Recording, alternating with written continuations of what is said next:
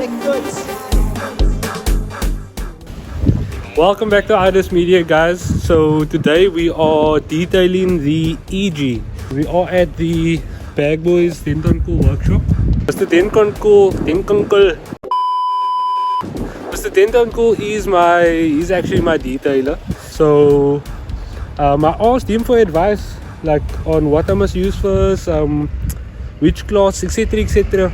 And then he said this.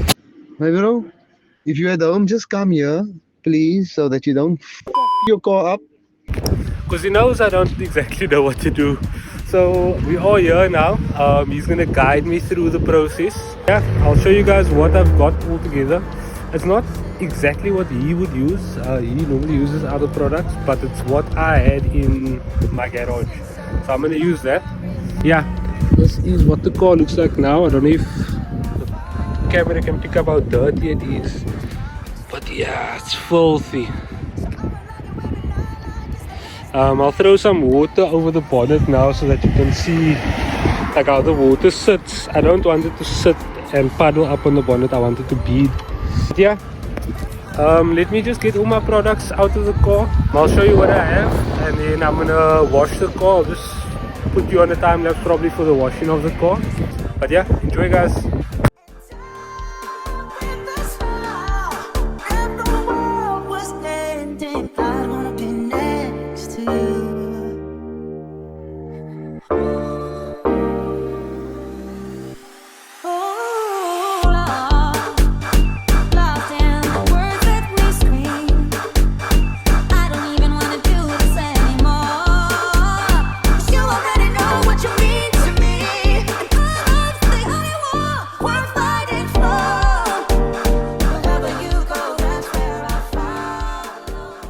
Okay, so we got the car washed. I just need to dry it off. I didn't film rinsing the car off, but I just need to dry it off quickly. But I thought, let me just give you an update on what we are using. So we are going to use the Maguire's polish first. Oh wait, sorry. We're gonna use the clay bar first. Then the Maguire's polish for pre-waxing glaze, and then we're going to use this that Imran says that we should actually be throwing in the bin, but this is what we have, so we're going to use it. What do you say about this product? Yeah, so we're going to use this after that, and then the car should be fresh. Let me just dry the car off. I'll actually clay bar the car and then I'll dry it off. Yeah, Imran is busy pressing a dent here. Yeah. Update on the shops, the Pulsar 2-door. I think I showed it on the vlog already. The backing in, there's someone's polo in. Matthew's Vauxhall is still chilling here. Straight from the UK. Unfortunately, it's taking 2 flipping months. Yeah. So annoying. Okay, so you have it. I said in the last video, I don't know if Mo wants to reveal that he's putting what he's doing, but I did explain to them already. okay, yeah, they're installing bags in this Vauxhall. But yeah, I'm gonna get to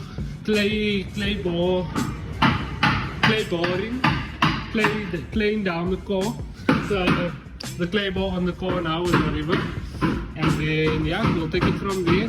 I actually need to ask Imran now. I'm supposed to split the clay bar. Oh yeah, because I've already actually done it myself, and I'm assuming whoever wants to do this to their own car would want to see that this works. So I'll just ask him now. Okay, so he said I need to break this in half and then make sure there's no soap on the car, because if I'm claying on the car and there's soap, it's going to mess up the clay bar. Also, you need to... Because you don't have clay loop. Oh, okay, that's a real thing. Oh, quick detailer. Quick I mean detailer. it's a real thing. I was not on that, this is my first time. Okay, and then you must obviously do it until the surface is smooth and you can move on once it's smooth. I think that is... So I'm gonna get started now.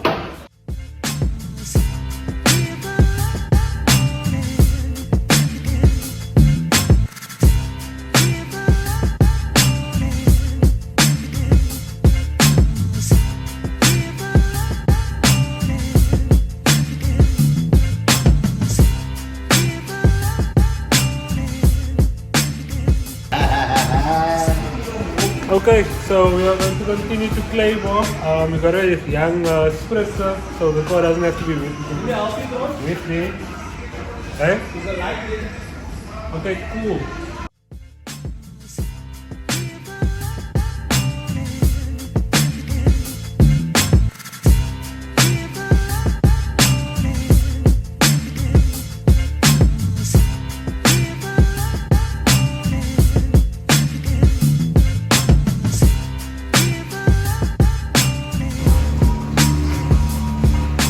Okay guys, so I'm still busy playboying the car. It's actually a long job.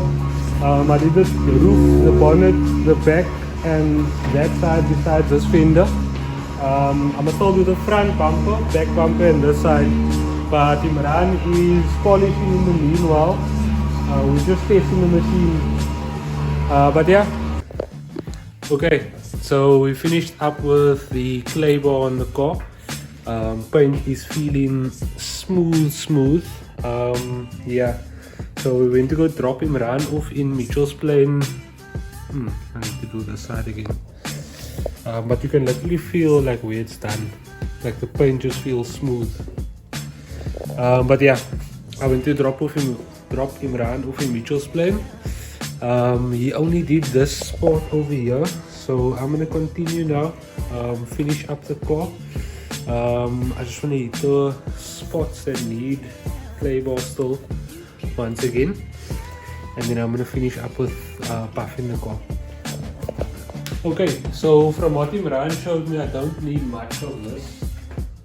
You don't need a lot to do a side. So that I can do this whole half of the roof just for that. Let me get to it. I'm just going to show you guys the first part, or I'll show you guys what he told me. Yeah, he said it's better to go slowly, so that's what we're going to do. We'll put it maybe to like 3 or 4, and then we'll go slowly over it. I'll just give you guys 1 or 2 passes. Let's get to it. That's one. If you're going to put it on, and you put it on like that, if you're going to put the machine on and you just put it on, the stuff is going to splatter everywhere. So just maybe do that a bit first, and then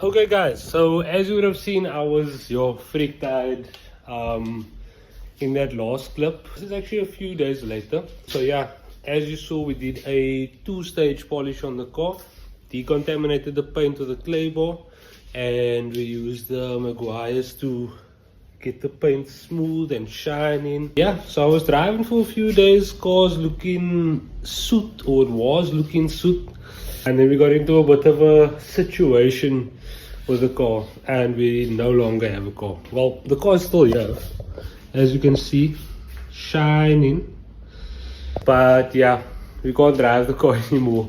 The bumper is laying here in front. We had a bit of a situation on the road, but I did film, or I took out the camera after it happened. But yeah, let's pan over to that and then I'll update you. So I was driving, I think this is Forest Drive. As I left work, I heard like a clicking noise, and then I was like, okay, now it's probably the CVs. I was like, okay, now I can sort that out soon. CVs, well, it has to be sorted as soon as possible, but you can still drive with it. So I was like, okay, now let me drive home. And then we hit like the slightest bump in the road. I felt the car pull towards the one side, towards the pavement over there. And then I just I pulled the wheel hard to the other side. Luckily there was no cars like in the incoming lane or oncoming lane. And I pulled onto this grass over here. Yeah, I think the wheel is done. Yeah, I picked up some of the wheel from the road, metal shavings. That is our rim, guys. But yeah, I will give you guys an update probably when I get home, or when the tow truck comes. We can assess the situation. Okay, tow truck is leaving, but without me. Or flatbed, yeah, things are a bit worse than what I thought it would be. It's not just the lower control arm, it is also the inner CV that's popped out. I'm going to show you guys now.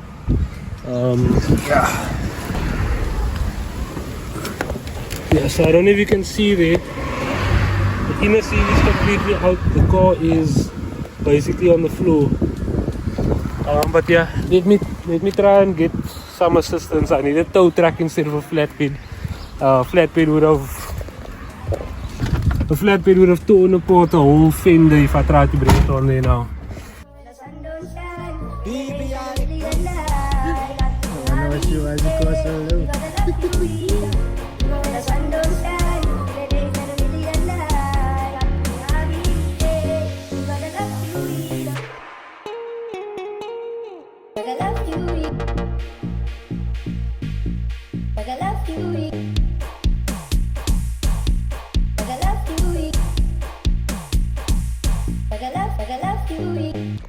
So yeah, as you guys saw, definitely a tough situation we're in right now. Let me just get the light on here.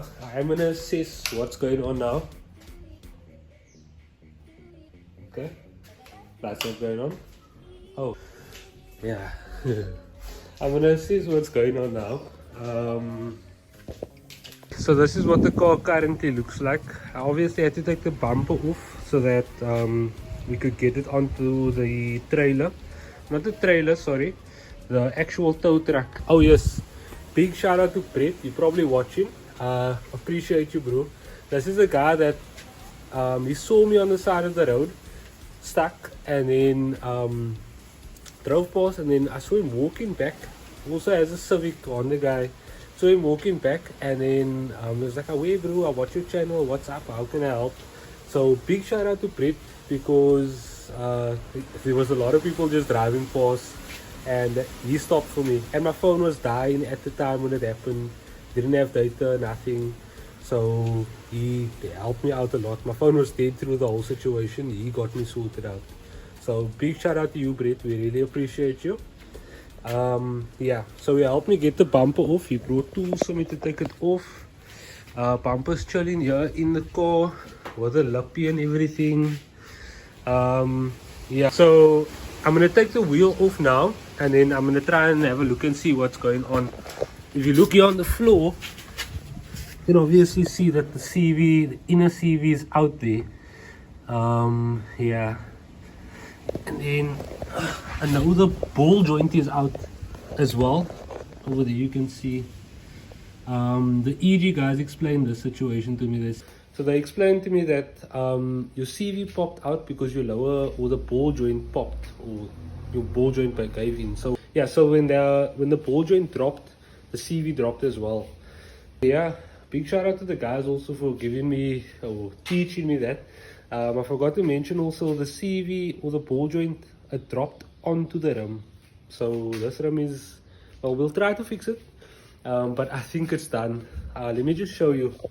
So that ball joint dropped onto the rim over there, and then as I was trying to save the car, obviously I had to pull the car this way and that way, but as it was doing that, the car was still rolling, and the ball joint was sitting on here as it was rolling, and it ripped all of the metal off, as you saw in the video. Let me actually just take a piece off here. This is part of the wheel. So when I walked back down the road, I saw this stuff was laying all along where I was driving. So yeah. So all of this happened throughout the course of December. After we detailed the car, we had the ball joint issue. It was like a week after we detailed the car, and then I went on holiday, so I took a bit of a break from the car, and obviously didn't edit this video because I was on holiday. But it's 2025 now, guys. We are going to get the car back on the road. We have big plans, so stay tuned. Hope you enjoyed the video. If you did, like and subscribe. Hi, that's me, out.